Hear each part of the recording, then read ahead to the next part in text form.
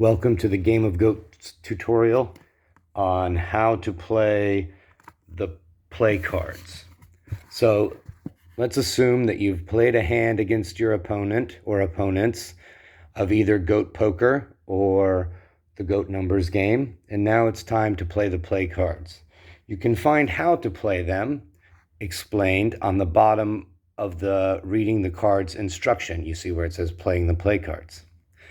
But here's how it works. There are 5 plays, 2 of each in the play card deck. So you can just flip one over. This one's a drive. Now, you and your opponent should have your cards in your hand, not on the table, so that the other person doesn't know what you have. But in this case, it's easiest just to be able to see.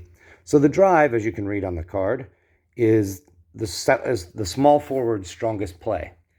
You only add 1 point, or you don't add any points to their rank number if it's a small forward. You add 1 if it's a shooting guard, 2 if it's a point guard or a power forward, and 3 if it's a center driving. So let's say we're the team on the left and it's our turn to play. We're going to go with our strongest play right off the bat. We're going to go with our number 2 ranked small forward. Over here on the right, we figure, well, we might as well go with our small forward. He's not going to win much anywhere else because he's 5 ranked. And so the 2 beats the 5, and the team on the left, or the player on the left, wins those points. Okay, so then we go again. This time it's a post play, obviously a play for a center.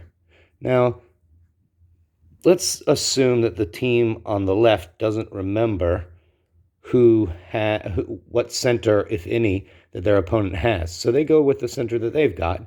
And we've got the number 3 center versus the number 2 center. So that one's won by the number 2, this team. Okay, a new play. This time it's a baseline shot. Now, as you can read on the card, a baseline shot is the power forward strength. Then the center and the small forward both add 1 point, and the shooting guard adds 2. So we've got the number 1 power forward of the 80s and 90s over here. We'll pit him against the number 4 power forward of the 80s and 90s. And this team wins those points.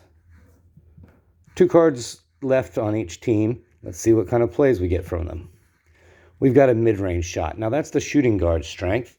And over here, we've got a quite skilled shooting guard in the number 2. Over here, we're not going to win anything on the point guard, so we might as well get rid of that and hope that the next play called is for a small forward. So the team on the right wins that one. How do we know the team on the right won that one? Well, as the card shows, a shooting guard adds 1, or adds nothing, so they stay at 2. The point guard adds 1 more point, so they go up to 4. 2 is obviously lower than 4, and that's a good thing, and that's how you determine who won that hand. So, it's all come down to this. It's tied 2 to 2, and we get a 3-point shot. Now, of these 2, obviously this guy is the better 3-point shooter. With point guards, you add 0 for 3s. With shooting guards, 1. With small forwards, 2. So that's a 1 to a 5. They win this play, and they win the hand.